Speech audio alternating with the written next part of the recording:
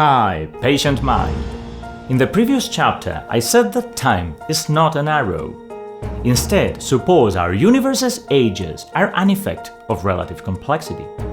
In that case, the universe would always have a similar age from a human perspective. For example, imagine a clock that continues ticking after humankind becomes extinct. It doesn't matter how many ticks it makes. Whenever and wherever similar complexities appear again, they assigned the equivalent of 13.8 million years to the universe. Suppose the result is always correct, because the same harmonic ratios produce an equivalent physical experience in every scale, including an average location in some solar system and galaxy. Of course, a similar relative complexity also turns into the same physics constants and units. This hypothesis can sound strange when you play Big Bangers, who understand reality as containers and time arrows, but it makes a lot of sense when you play Impanders. For instance, in 1937, Paul Dirac published a seminal idea. As other scientists had suggested, the fundamental constants of physics are mutually related through some large dimensionless numbers. For example, the electrical force between an electron and a proton is 10 to the 39 times their gravitational force.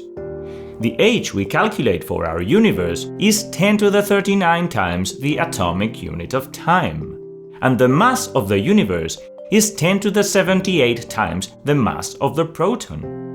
Dirac concluded that physics constants like gravity are related to the universe's age. In short, constants couldn't be constant. After almost a century, scientists have yet to solve the mystery, even though they have discovered several other cases for large numbers. But the problem dissolves if we relax our pre-scientific belief in a space-time and objects and instead address our experience in terms of relative complexity. For example, imagine nature as a lasagna of more or less dissonant layers between two versions of maximum consonance: infinite simplicity and infinite complexity. Those layers are all we empirically know. From that perspective, our distant pasts are the nows of simpler structures that constitute us. For example, your body is a future for the atoms forming it. Atoms continue living the age we calculate for their appearance in our universe. They experience their own universe, which is smaller and younger from our perspective, but overlaps ours. The opposite happens with distant futures. They are the nows of more complex structures we comprise, who live an older and wider universe shrunk into ours. Think of Amazon. It affects the nows of many peoples and traditional societies, but from when? All the attributes that characterize Amazon reside in our future. It's an intangible future for investors, consumers, and workers. Human beings will never be like Amazon, even if they participate in it. Besides, when Amazon vanishes from existence, human beings may continue to exist indefinitely. In other words, Amazon will never be a human past, but it will have ceased to be a human future. For another example, let's say you build a sculpture. You are transforming your past in the form of atoms and molecules. But the shape you give to the statue is in your present and future, as some meanings you share with other humans.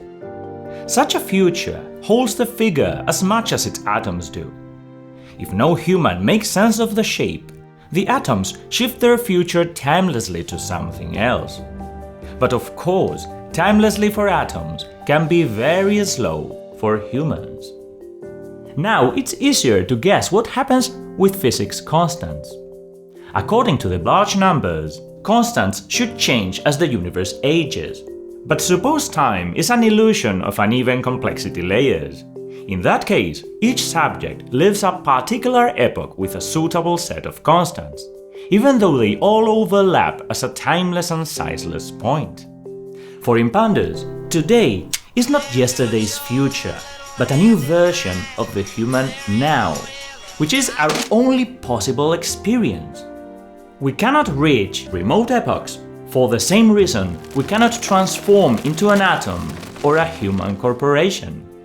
The confusion comes when we believe that space, time and matter are something more than handy concepts. Then we grow unable to imagine complexity before them. That's why we need impansion to balance out the bias.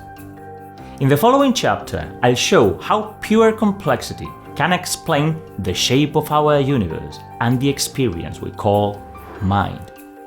But please remember, we are playing a game of roles. Science is committed to the space-time metaphors. Hence, impansion is not a scientific theory, nor an alternative to science. Instead, it's an educated insight that reveals how practical the scientific view is, but how misleading it can be if taken literally. See you soon!